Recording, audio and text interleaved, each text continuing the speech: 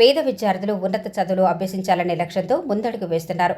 Shiva Anasuya విద్యానిధి foundation chairman Munagala Muralikrishna Eluru నగరంలోని red cross భవన సమావేశ మందిరంలో 27 మంది విద్యార్థులకు 4,40,000 రూపాయలు మునగాల మురళీకృష్ణ అందజేసి తన ఔదార్యాన్ని చాటుకున్నారు. ఈ సందర్భంగా ఆయన మాట్లాడుతూ తాను డాక్టర్ అవ్వాలి అనుకున్నానని, అయితే అప్పుడు కొన్ని కారణాల వల్ల లా విద్యను అభ్యసించారన్నారు. తనలాగా చదువుకి డబ్బు అడ్డంకి కాకూడదనే లక్ష్యంతో 2013-14 విద్యా సంవత్సరంలో తన తల్లిదండ్రుల పేరు మీద శివానసూయ విద్యానిధి ఫౌండేషన్ను ఏర్పాటు చేశారన్నారు.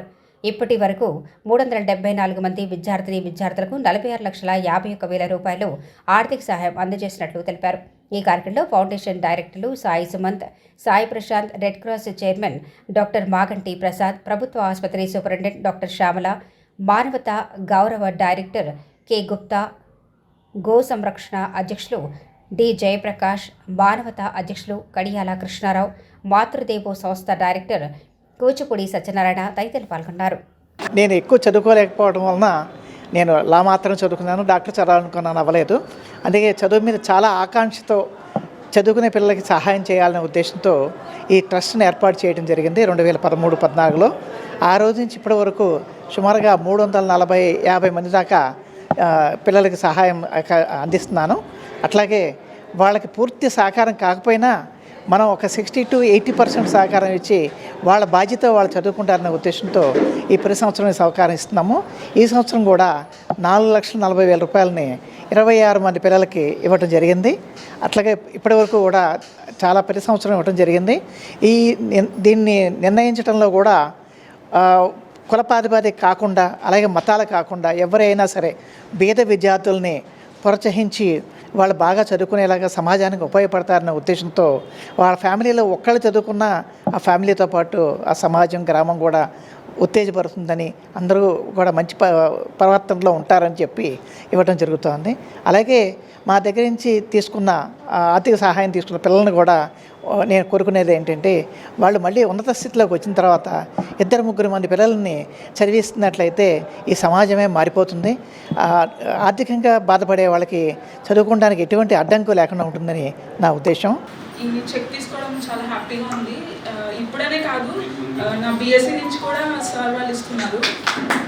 ప్రతి పేరెంట్కి, వాళ్ళ చిల్డ్రన్స్కి చదువుకోవాలని చెప్పి అనిపిస్తుంది. వాళ్ళు చదువుకోకపోయినా పిల్లలతో చదివించాలని కూడా కొన్ని గోల్స్ అనేవి ఉంటాయి. అట్లనే మా పేరెంట్స్ కూడా హాఫ్ అమౌంట్ ఇచ్చిన సార్ వాళ్ళు ఇవ్వడం వల్ల ఇట్లా చదువుకుంటున్నానని చాలా హ్యాపీగా ఉంది. ఇప్పుడు ఎంబీఏనే కాదు, ఇట్స్ ప్రైవేట్గా చదువుకుంటున్నాను, బట్ సార్ వాళ్ళు ఇంకా హెల్ప్ చేస్తున్నారు నాకు స్టిల్ నా బీఎస్సీ నుంచి. ఇప్పుడు నేను డైటీషియన్ కింద చేస్తున్నాను హాస్పిటల్లో.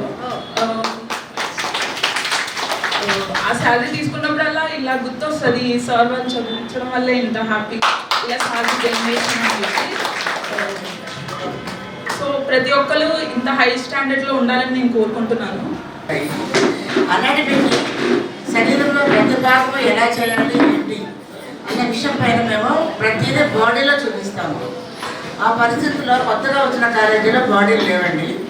జస్ట్ మన మానవత అజయ్ గారు వాళ్ళ ఫ్యామిలీ ద్వారా, మానవత ఫ్యామిలీ ద్వారా ఇంట్రడ్యూస్ చేయబడ్డాను. ఇక్కడ నేను పెట్టిన మీటింగ్లు కాను నాకు తక్కువ వేతననే 2 బాడీలు మాకు వచ్చాయండి. దాంట్లో ప్రథమంగా వచ్చింది మన మానవత కోటేశ్వరరావు గారు వాళ్ళ మిస్సెస్ అండి.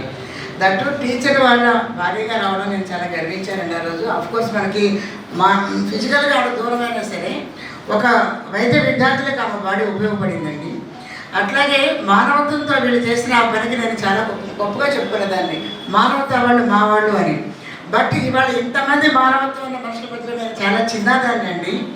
నాకు అంత పెద్ద మనసు అయితే లేదు, విద్యనైతే ఇవ్వగలుగుతున్నాను, చిన్న సైజులో చేస్తూ ఉన్నాను. నాకు వచ్చిన జీతంలో నేను 30% ఇస్తుంటానండి. ఏది ఇప్పుడు స్టూడెంట్స్ చదివించడానికి హాస్పిటల్ గవర్నమెంట్